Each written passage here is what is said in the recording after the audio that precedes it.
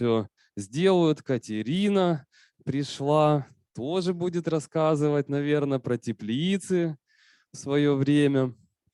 Приятно, что много интереса, что люди подходят все больше и больше. Это говорит о том, что интерес, он не угасает. С каждым годом, это уже 3-й год проходит конференция и ярмарка, и будет проходить, и все больше людей приезжают с разных стран сюда, потому что конопля – это такая интересная культура, кооперативная, объединяющая людей. Всегда можно найти какую-то точку соприкосновения на вот подобного рода мероприятиях. Познакомиться, пообщаться, поделиться знаниями и вынести что-то новое и пойти дальше это в жизнь воплощать.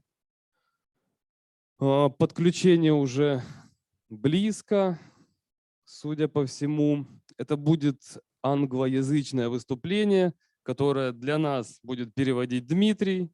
Если вдруг какие-то вопросы возникнут, можно ко мне обращаться. Я в прошлые годы то же самое делал, что Дмитрий. Это интересная практика, скажу я вам.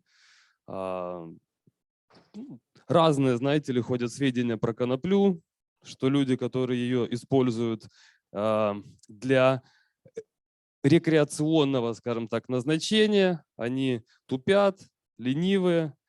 Мы каждый год опровергаем это, собираемся здесь, и множество людей, которые даже на кадре, в камере и в прямом эфире употребляли коноплю, рассказывали удивительные вещи про свою практику, про историю конопли, про то, как она меняет им жизнь. Будет выступать попозже Джордан Кёрл.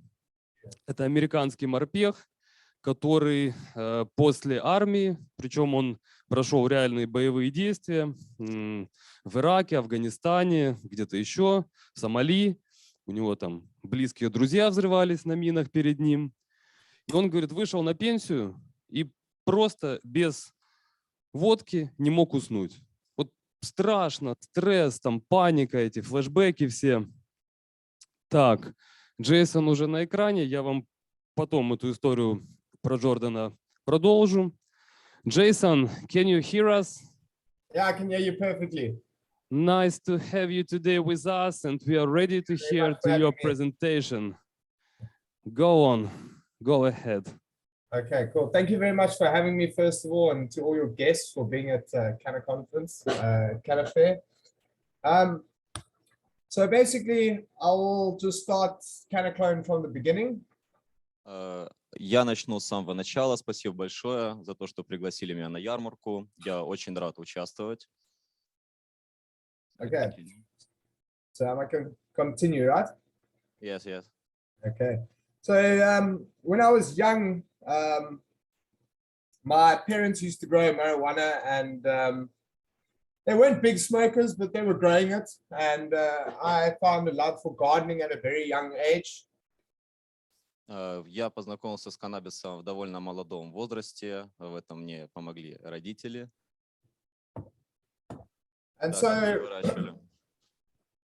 so I used to actually garden my mother's weed plants and look after them for her.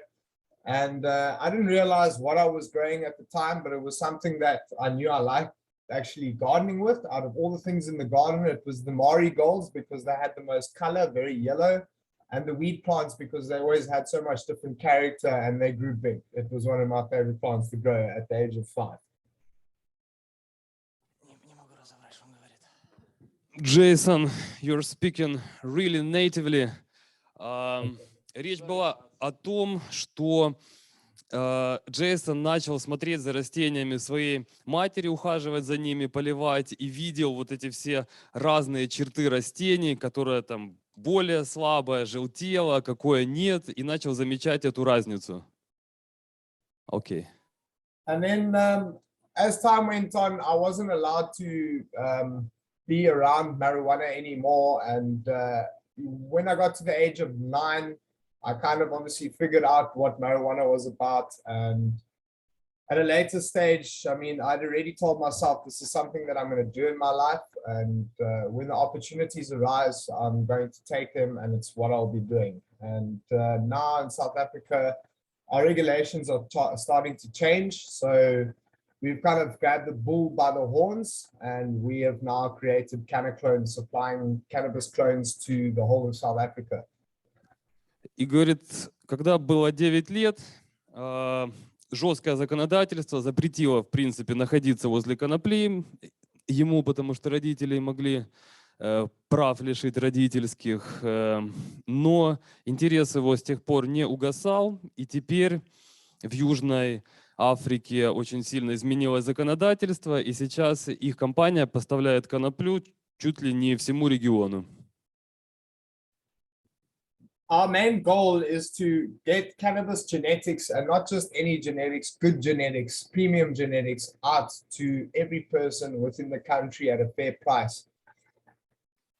И цель сейчас данной компании поставлять лучшую генетику, премиум генетику конопли, ну, всем желающим.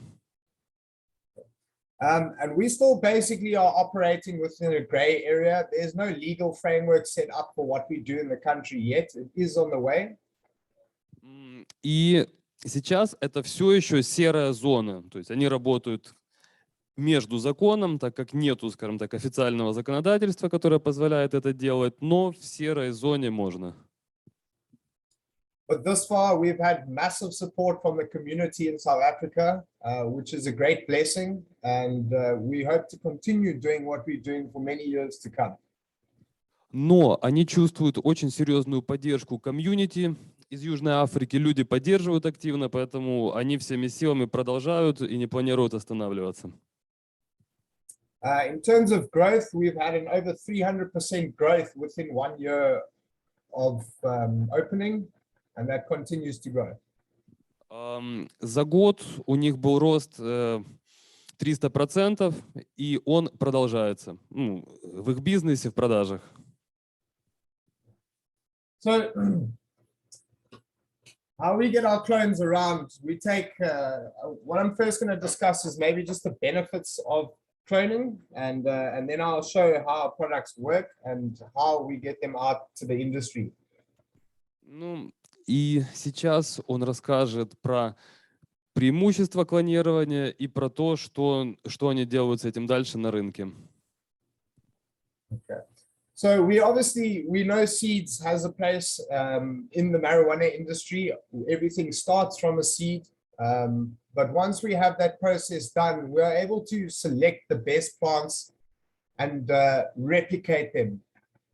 DNA is exactly the same. We're making an exact copy of the mom that we have chosen. So if we plant 100 seeds and we find 3 that give us the best characters that we're looking for, yield, terpenes, and production, and also IPM, so that it's resistant to pest, mold, and diseases. We look for those characters when selecting out of a bunch of seeds, and that bunch of seeds comes from 1 strain. We then choose the best out of those, and we will take exact copies of those mothers. And then from then on, we supply the best. Джордан говорит, что берется большая выборка из 100 семян, выбирается самое лучшее материнское растение, которое затем клонируется. Оно переносит черты материнского растения, то есть оно будет практически идентично. Этих клонов можно делать огромное количество. Фотопериодные растения, они растут, пока их не переведешь на цветение. Их можно обрезать и делать с них клонов. Собственно, этим они и занимаются. Они отбирают самые лучшие черты у растений, чтобы засеивать ими большие пространства. So once we have that selection, we're able to grow our mother library basically. And in that library, we try and contain certain genetics that would suit certain people. So not every strain is going to work the same for every person. This is what makes marijuana unique, is our endocannabinoids all react differently with each person. So what we do is we try and keep a variety of sativas, a variety of indicas, and then we also have on the back end some CBD genetics too, as CBD is pretty popular in terms of its health benefits and properties. The thing with CBD is not every CBD strain is going to react with every cancer patient the same. So you have to try and keep a bit of variety so that people are able to test the strains that work with them. Для каждого человека нужен свой уникальный сорт. Не каждому человеку может подойти определенный сорт, поэтому они стараются чтобы у них была огромная вариация. Они выращивают индику с различной генетикой, сативу, гибриды, для того, чтобы, также КБД-сорта, для того, чтобы они подошли как можно большему количеству людей. One thing I have noticed myself when it comes to the marijuana industry and where a lot of the health benefit really does come from, in my opinion, not just CBD, it's people being able to get sleep, which I think is a big factor in life that we tend to ignore. The more as we work and work and work, we don't rely on sleep as much as you used to when you're young. Now, you normally find that people, when they start getting good sleep and they're using marijuana, they find that their life starts becoming better. So I will say that it's not just CBD that's doing the good work. It's also your strains with THC in it that plays a big role in terms of people's health. This is something I have to mention there. Он рассказал, что не только КБД помогает для медицинских проблем для людей. Растения с большим уровнем ТГК также используются в медицине, и они также нужны, и их не стоит недооценивать. CBD – это каннабиноид, который не имеет психоактивного эффекта, и многие думают, что именно он должен лечить. На самом деле лечит не только он, а еще множество других соединений в растениях. That being said, when we go back to the agricultural side of things and where cloning comes in as a benefit, is that once you've found that good strain and that good pheno, we call it a pheno. Once you found one of the ones out of the 100 seeds that you've selected, it's a certain pheno. It's showing the characteristics of maybe both the mother and father. Once you've selected that, you're able to replicate that by the tens of thousands. And within a crop, you can have the same identical plant growing throughout, which means that your feeding applications, your pest control, everything then becomes a standardized operation. Instead of trying to tend to 10,000 different plants, you are tending to one type of plant throughout the 10,000.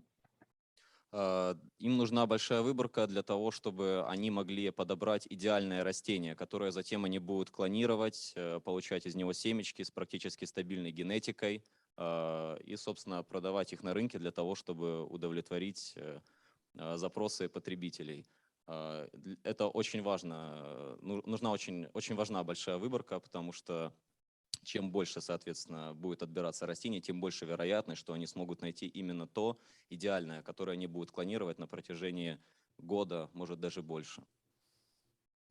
So that will obviously lower your cost of production, also give you the security, and then, you know, that increase your return of investment at the end of the day, knowing that you've got something running throughout your crop that is suitable, not just something that might not give you exactly what you need, or it doesn't have the numbers that you're seeking out. So at the end of the day, when you're using clones and you've selected the right clone, it comes down to your ROI, your return of investment is there. You're making a wise selection and you're able to go forward with the project correctly.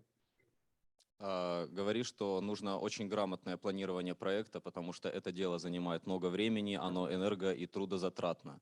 Поэтому у них обязательно, они очень обеспокоены, чтобы было все правильно, чтобы было все защищено, огорожено, чтобы никто не мог ни помешать ничему, ни, собственно, все. Oh, perfect. All right. So then you can either have a cloning facility set up at your current, if you have a farm and you plan to go forward, a lot of farms might have a cloning facility and a mother facility attached to it, or those guys would rely off a cloning bank like me per se. The choices you have there is you can either contain everything in-house or you can bring it externally in.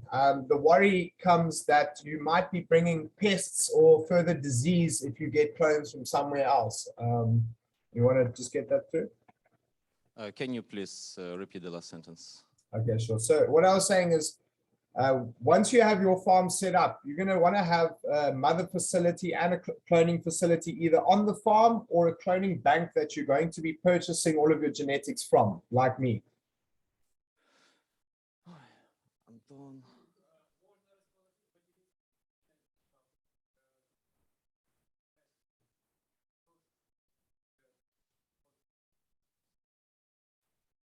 You there?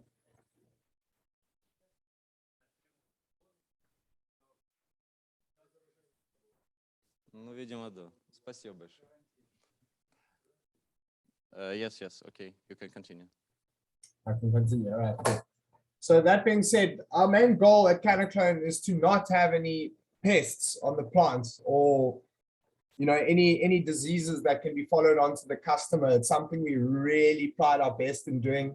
So far, in 2.5 years, we haven't had a single complaint, about receiving clones with bugs on or pests, or mold, for example, or to get the TMV, tobacco mosaic virus.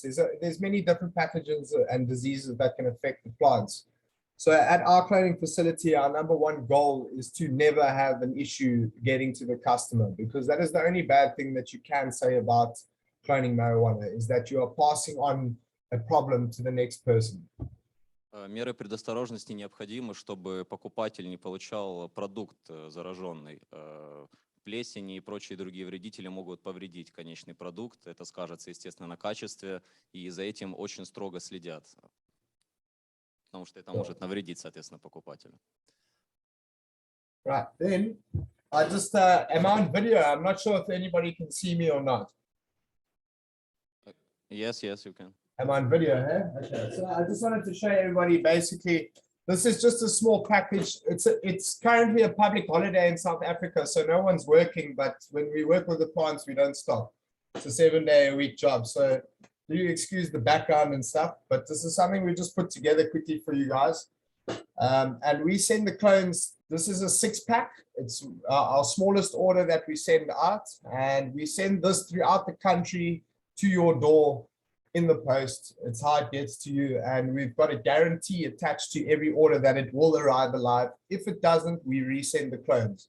So no matter what purchase you make, you will receive your product at the end of the day, guaranteed. В этой упаковочке они перевозят клоны. Там 6 клонов, они их отправляют таким образом в Африку, ну и, соответственно, в другие страны, где это разрешено.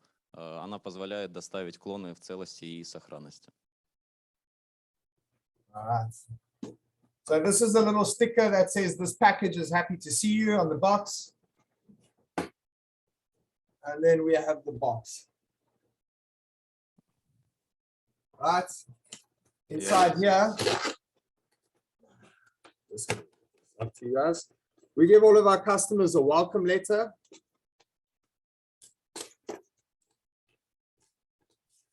So in this welcome letter is instructions.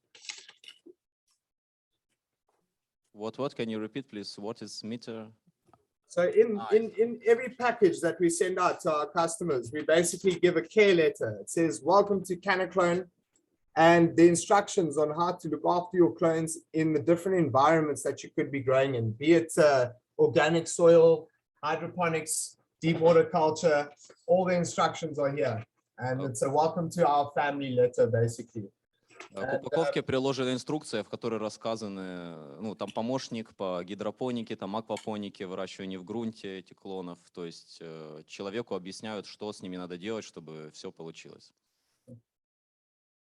So we give the customers stickers. We've got strain names for strain stickers, basically. So every strain we've got custom artwork for that we send out with it. And they basically get the full service from us. So from consulting to the packaging. У них к сортам есть специальные стикеры, которые они, собственно, и вкладывают в посылочку. So we've got lights, and our packaging, we are happy for up to 6 days in transit. The clones will survive. I've gone up to 8 days. I haven't gone longer. I haven't needed to go longer than 8 days in transit. So we can ship the clones, we can take our time in terms of shipping the clones without any shock to them. Клоны могут жить до 8 дней в такой упаковке без вреда.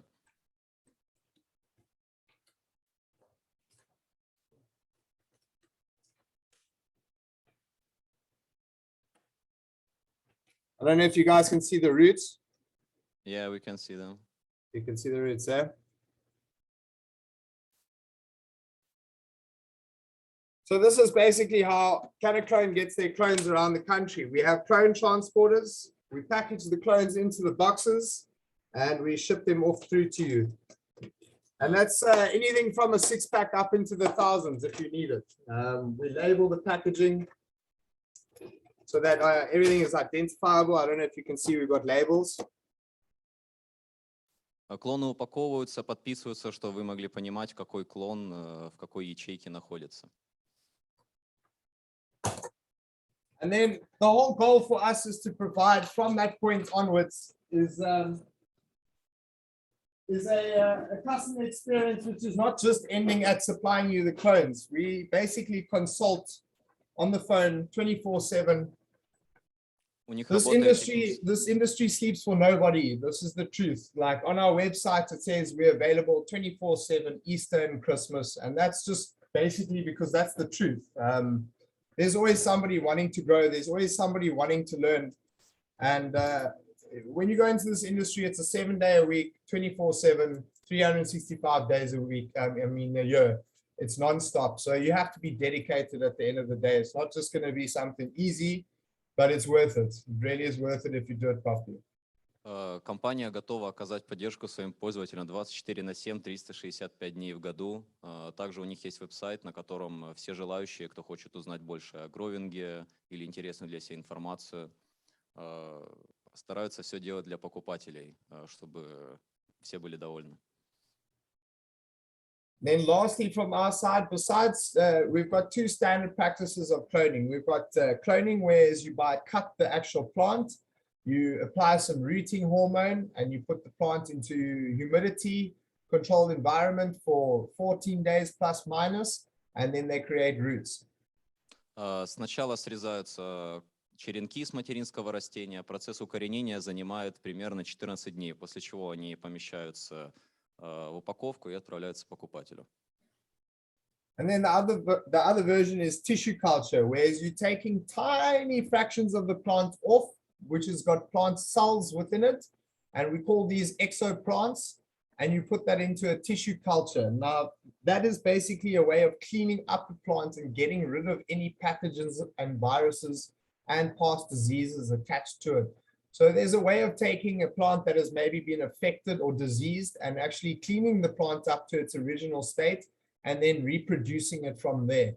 So that is another way that we can clone, and also for large and large-scale agricultural, it's a good way of doing business, because that way you're not passing on anything from a previous grower, you're giving clean plants to that facility. Whereas you could take one leaf and create hundreds of clones off that tiny leaf. You cannot do that when you're doing standard cloning. So tissue culture is also a way forward in terms of agriculture. It's a lot cleaner, and you can create thousands of plants off one plant. Также используют довольно новый метод тканевых культур. Он заключается в том, что можно клонировать растения даже из маленького кусочка размером 1 на 1 миллиметр. Этот кусочек помещается в питательную среду, и, соответственно, потом он вырастает в полноценное растение. Это довольно сложный метод, но он прогрессивный и позволяет буквально с одного листика получить очень много клонов.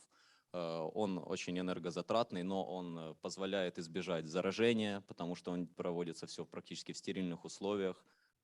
Соответственно, это упрощает дальнейшее укоренение и работу с клонами. Right, and I think that's basically everything from Canna. What I can give you, if you can do questions. Вопросы?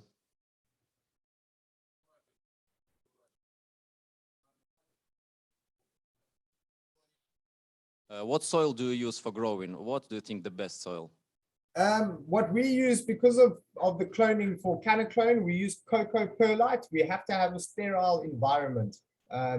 We can't introduce organics if we're going to be sending plants out. We don't want any organic matter to be on those plants. So for cloning and what we do, strictly a sterile environment, cocoa perlite. And in general, I would say cocoa perlite is a good option. If you're outside and you've got many hours of daylight and everything, you might want to go the organic route, no-till.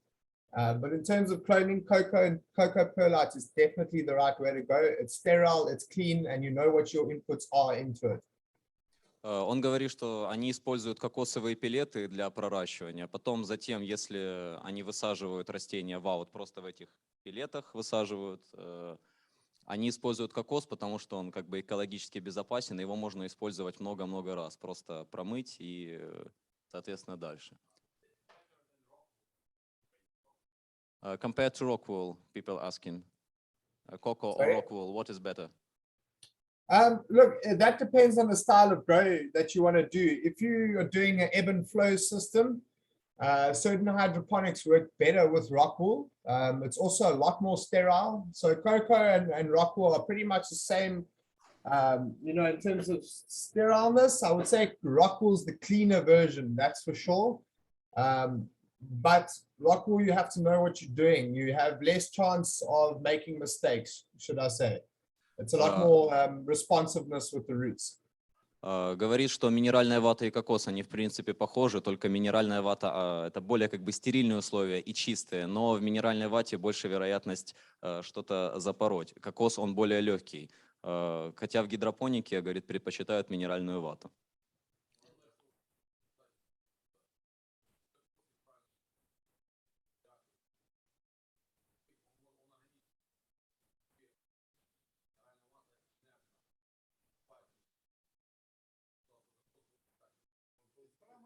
Да, его можно просто промыть, кокос.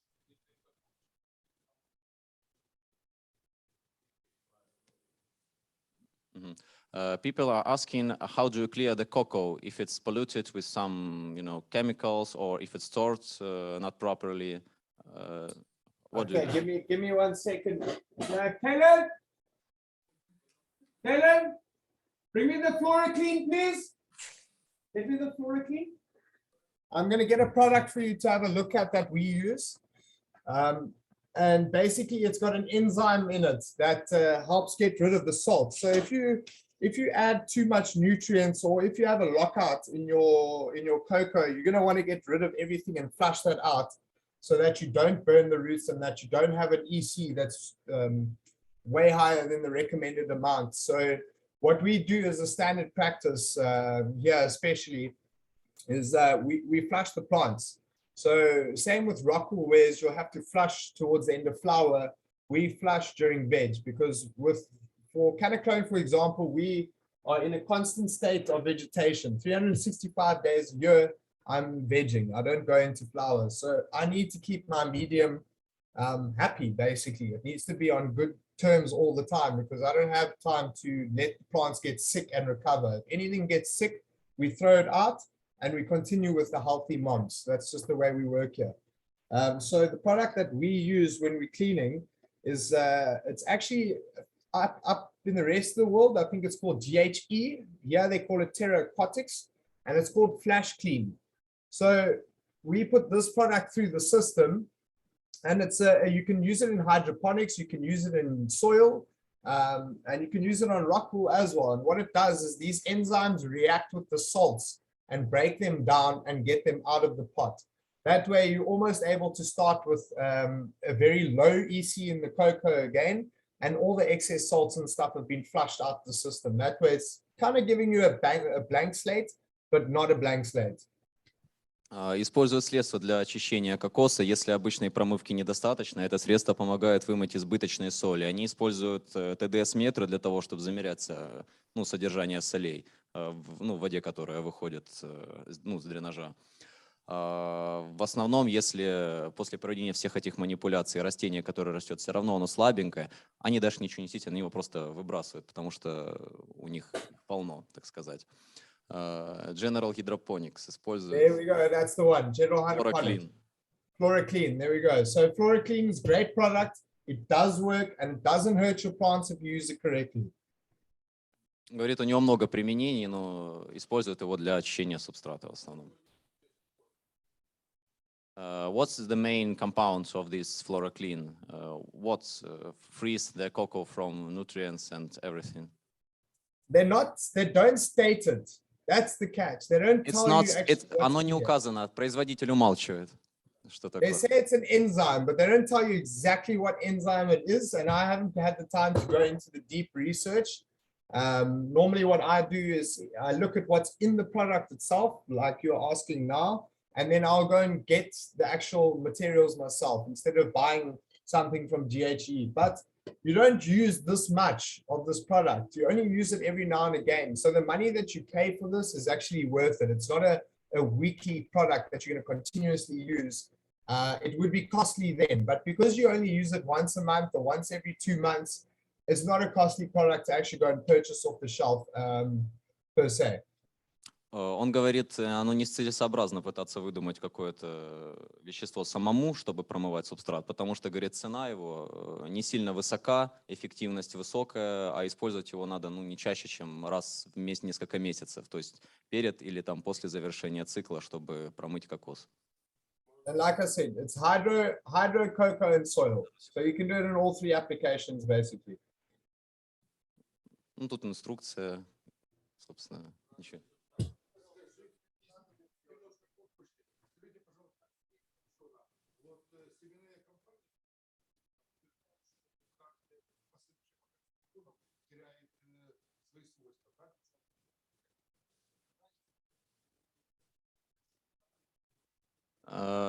Да, кстати, семена это F1, там F2, а клоны это полностью идентичные растения. Вы именно про клоны? Вы именно про клоны спрашиваете или про семена?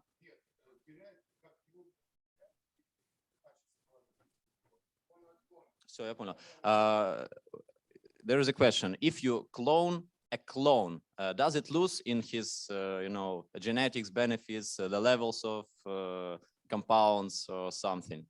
So can you clone the clone? Yes. This is a great question, actually.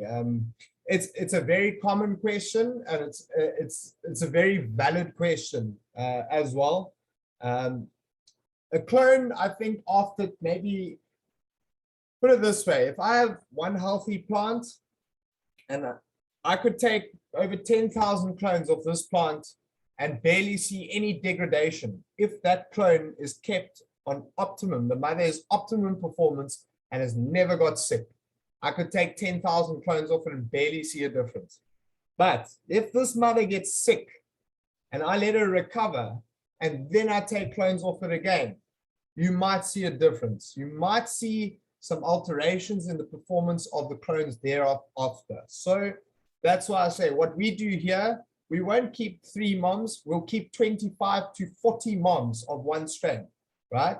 If one of those gets sick, we throw her out. Immediately, she gets thrown out. That way, the next batch of clones that we take comes off a healthy mom only.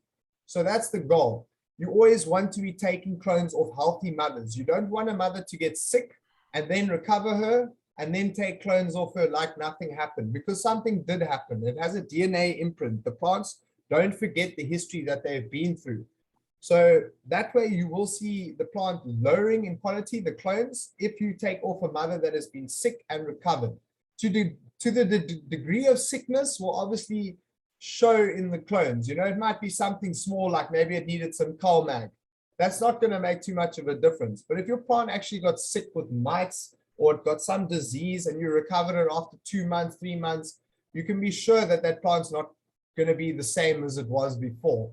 That's where tissue culture comes in. Now, tissue culture will clean up any diseases and problems that the plant has had in the past and basically restore it back to its original state.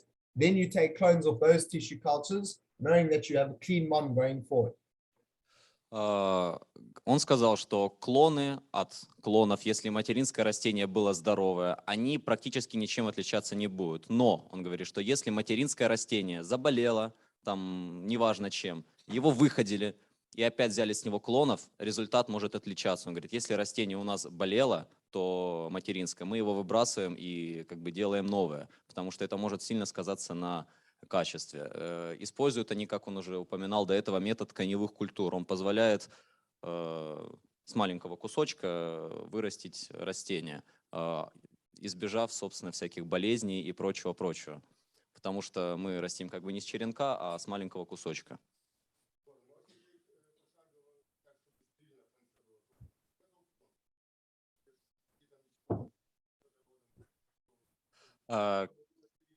Хорошо. What compounds do you use to sterilize the process of cloning? For example, you cut it off, and what you do next? Clonex or something? No. So Clonex is a rooting hormone. What we use to sterilize, we use bleach, we use alcohol, a lot of isopropanol alcohol, surgical spirits. and then your bleach, your hydrogen peroxide as well, H2O2. So we use a combination of things to sterilize. And then within the grow rooms, we use UVC. I don't really recommend people to be playing with UVC, but it does work. It does sterilize. It's just dangerous. So when you're working with UVC, you don't want to, you must never see the UVC yourself. You must never be able to see the blue light. You must never see a reflection of it. So it's something that can cause cancer on you, but it's how surgical wards and surgical rooms in ICU units are sterilized. It's how they were killing coronavirus, within hospitals. So every single room, every passage that we have has got UVC lights in it. And those UVC lights will keep on every night for a couple seconds. And that sterilizes all the pathogens and stuff within the room. And then what we do to get rid of IPM, our mold, specifically, we've got sulfur burners, which will burn and create sulfur vapor in the rooms.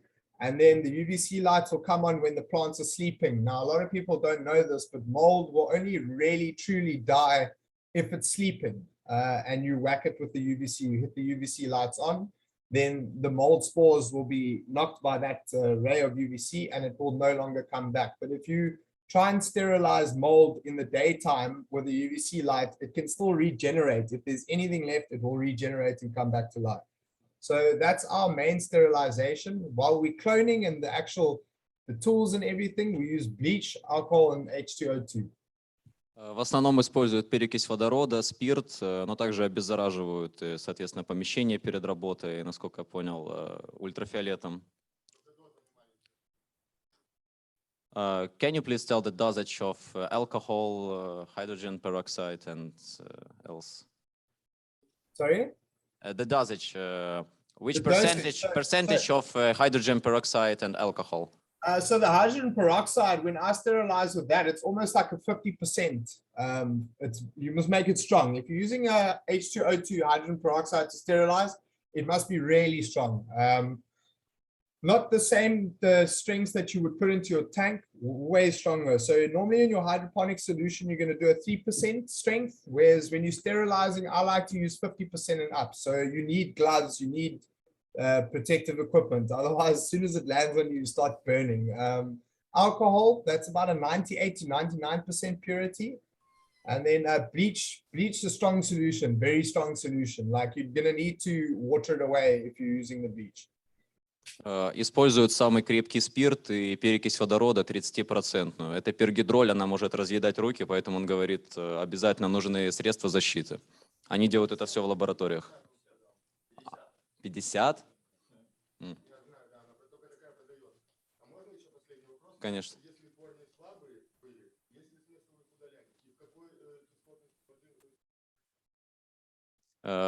If after cloning, the roots are very weak, what should you do? Do you need to cut them off or something? And what's the pH of water in which you put your roots? What pH must be? Okay, so I missed the first part. I'll answer the second part. You can just ask me the first part again. So look, pH, we like to be around the 5.8 to 6 when we're cloning. It's a good region to be in. You must also just remember, what are you cloning with? What do you use to clone, for example? So with us, we use this item called a glue plug, right? Now the glue plug has got a standard pH, neutral pH of 6. You might be going into soil. So some guys will clone directly into soil. That pH is obviously going to be 6.5 to 7. So your pH ranges are going to change with what medium you're using to clone into itself. Rock wool can be at 6 as well. It's sterile, you get to choose. But if you've got anything organic, you're going to want to kind of stick around the organic ranges. Don't fight it to something it shouldn't be. В разных средах проращивания будет немножко разное pH. Он говорил, что как от 6, в принципе, до 7 pH нормальный. Главное не уходить сильно кислотный или сильно щелочной. Bring me a piece of plant that I can clone here in front of you very quickly. Just bring me cut off a piece of plant for me. Bring me a blade. Bring me some powder. Bring me everything we need. I'm just getting the staff now to just bring me some stuff, and I'll basically just cut a clone now in front of you guys and show you, because cloning is not as hard as it looks. A lot of the stuff you see online is it's excessive. The plants don't need to be cut down the stems. They don't need to be split up the middle of the stem. They don't need to be scraped. They just need the right conditions. That's pretty much what a clone needs, the right conditions, and it will root. По поводу корней, говорит, зачем, какой смысл что-то обрезать, вы просто дайте, говорит, нормальные условия, и будут хорошие корни. Если, говорит, у вас не получилось, то просто делайте нормальные условия и попробуйте еще раз.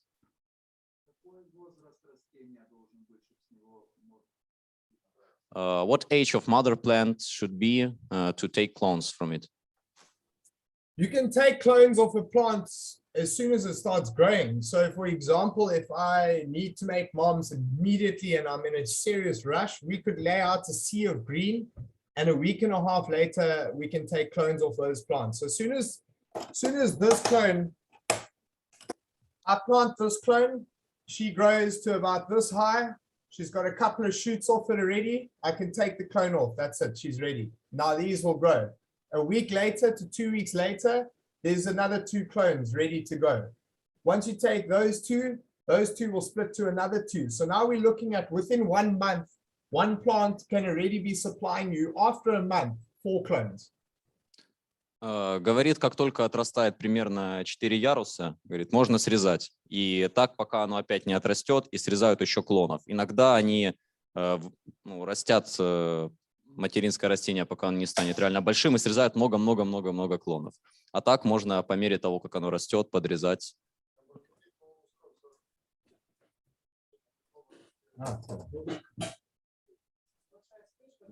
Да, можно срезать.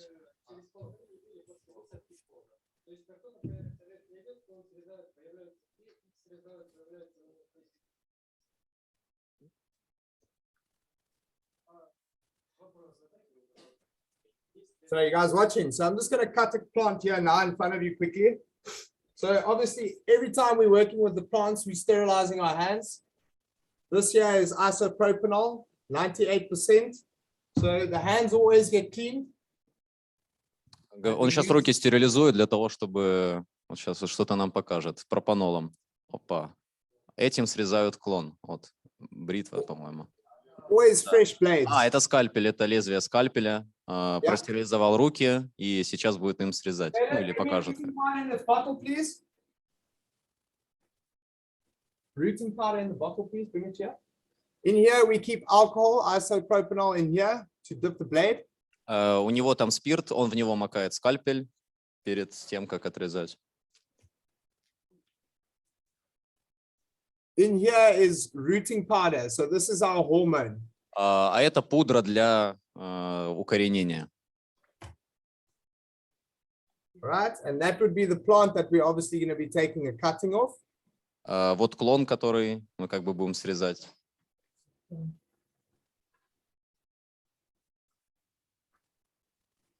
Rooting powder.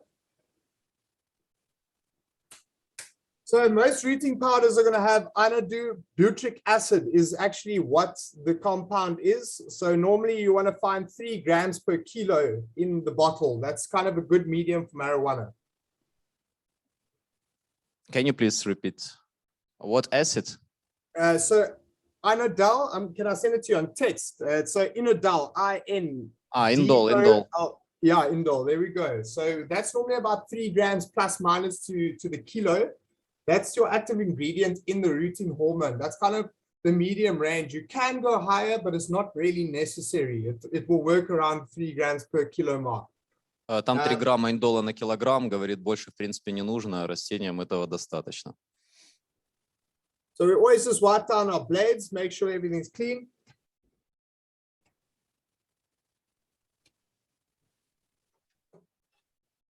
Scissors must be sterile as well. Always sterilize the scissors. Стерилизуют ножницы.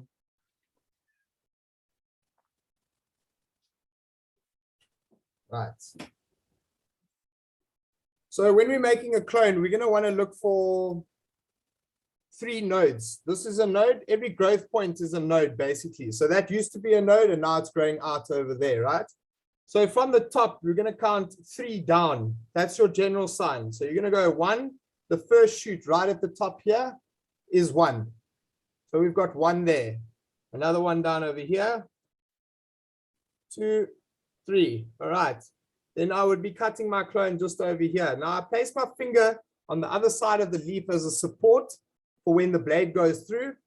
And you just cut yourself a 45. Now pressing, don't press the blade through. You want to do a slight movement of the blade, a slight movement, right? Because that means it's cutting through, it's not squashing.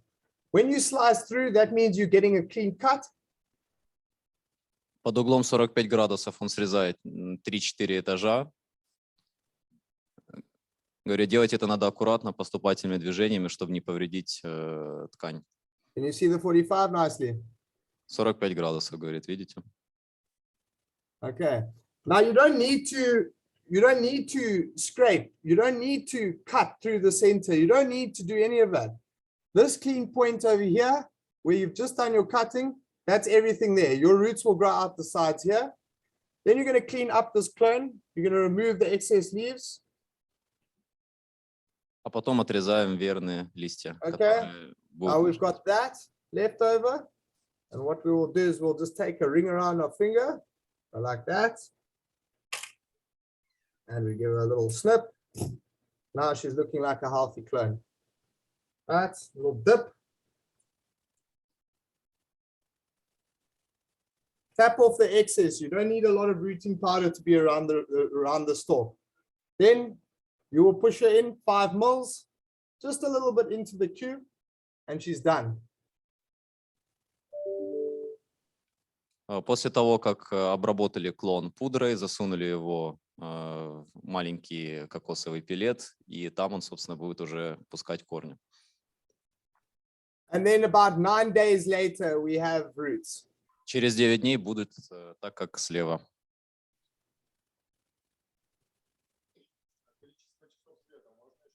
Awesome. And then in terms of the environment that we keep the clones in, You know, people are asking, what's how many light do you need an hour? For example, 18, 6 or 12, 12.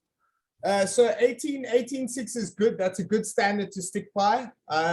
With us, our moms are on a 24-hour light with a supplemental lighting attached to it. So we run our mothers under, basically they get about 12 hours of high pressure sodium light, and then they supplement it with a weak light. So we have a different setup the way we grow. And then the clones, when they cut, they go under 20 hours light, 4 hours dark. Говорит, самое лучшее это 20 часов света, 4 часа тьмы. Okay. But that's not necessary. You don't have to have it under that schedule, but we do that so that we don't shock the plants when we're moving them from a 24 hours of light into an 18.6. They could get shocked into flower. So we keep them, basically move them from 24 hours into a 20-hour environment. That way they have less shock in terms of the light hours. Также можно использовать и 18/6, и 24/0, но самое оптимальное это все-таки они стараются приближаться к 20/4. Another misconception with clones, a lot of people I see, they give the clones too much light. It's not about the hours only. Some guys want to give the clones a lot of light. And what that ends up doing is, instead of the plant going, I need to create roots, I need to survive, too much light tells the plant that you need to grow. So it focuses its energy on trying to grow instead of actually trying to put roots out. So that's why clones don't need strong light. They just need sufficient light.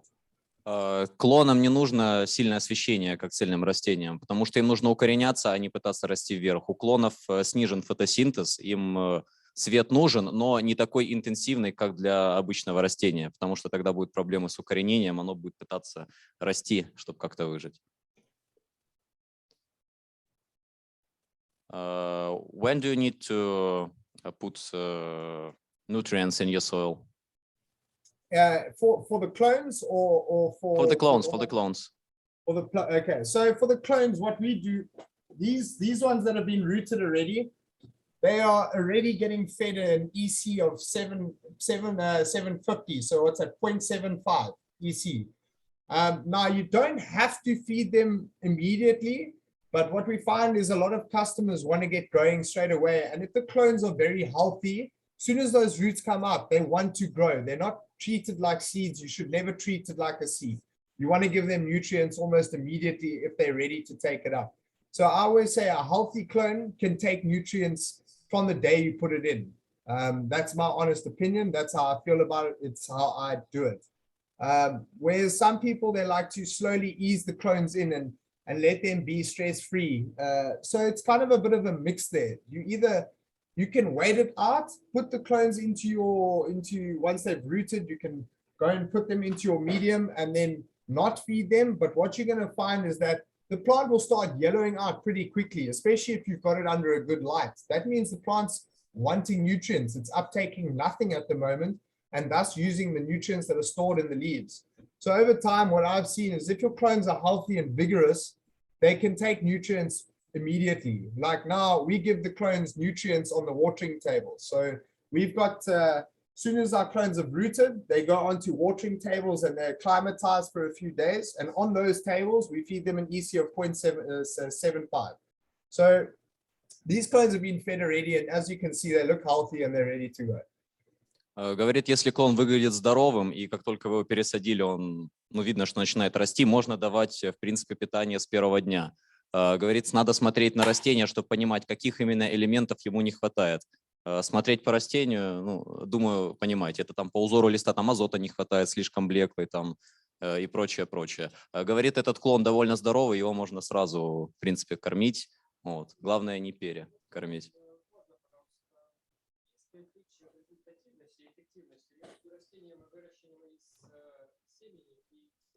Can you please tell the difference in efficiency between the plant that was grown from a seed and the one from a clone?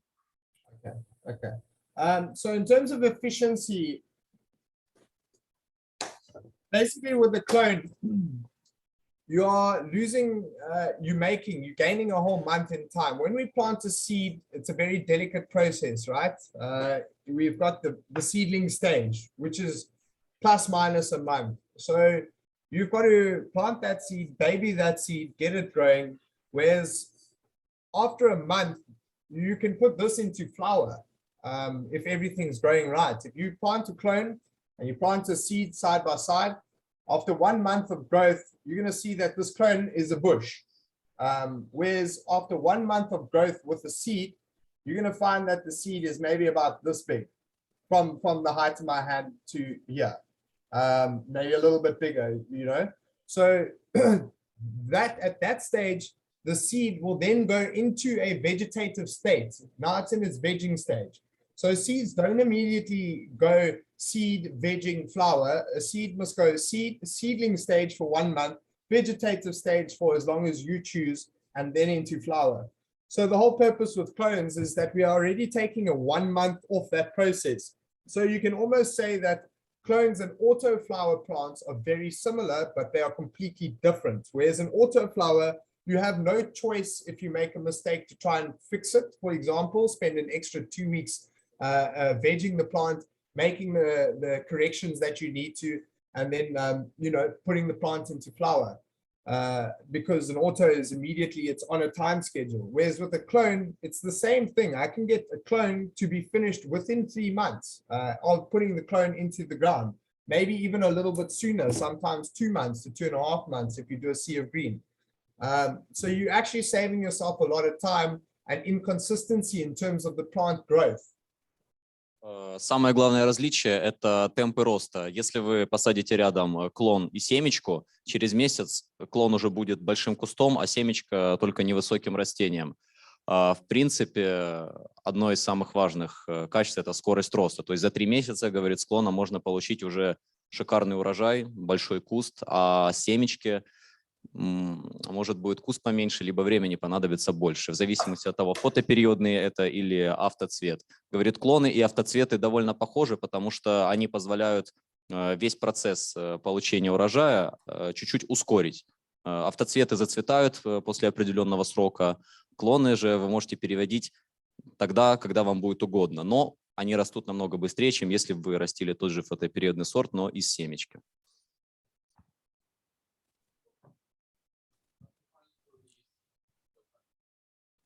Can you please tell the optimal EC levels for growing?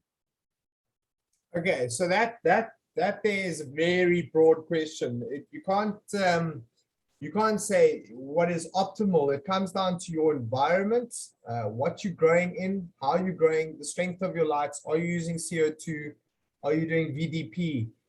So your optimal can be anywhere from call it 1,000 1.3 EC up to 3. It's really comes down to where you are in your stage of growth and what you can give your plants and what is a comfortable place for your plants without burning. So there's guys who will feed up to 3 EC, which is 3,000, you know, during flower, even up to 3.5. For me in the moms here and the way I grow and my style of growing, I stick around 1.3. So I don't use a high EC. I find that if I give the plants too much, they don't like it. But that's because I've tailor-made my environment and I've tuned it down over years of, you know, the style that I do. So for me, if I was flowering, I know I would be going a lot more than 1.3. I'd be going up to like the 1.8, 2.5 EC, you know, in flower. So that really is a question of where are you in your growth and what is your grow medium and what is your lighting conditions like and are you using CO2? Говорит, очень много факторов на это влияет, поэтому точно сказать, какой именно ЕС подходит, довольно сложно. На это влияет, используете ли вы СО2, там дополнительно нагнетаете, органика ли это, минеральные удобрения, какой субстрат, куча других еще факторов. Каждое растение, в принципе, кушает микро-макроэлементы по-разному. Им нужен разный уровень ЕС для комфортного как бы существования. Оптимальный, как он говорил, это вот до 2,5. Ну, да, где-то так. Ну, конечно, да. Чем больше растения, тем больше оно кушает.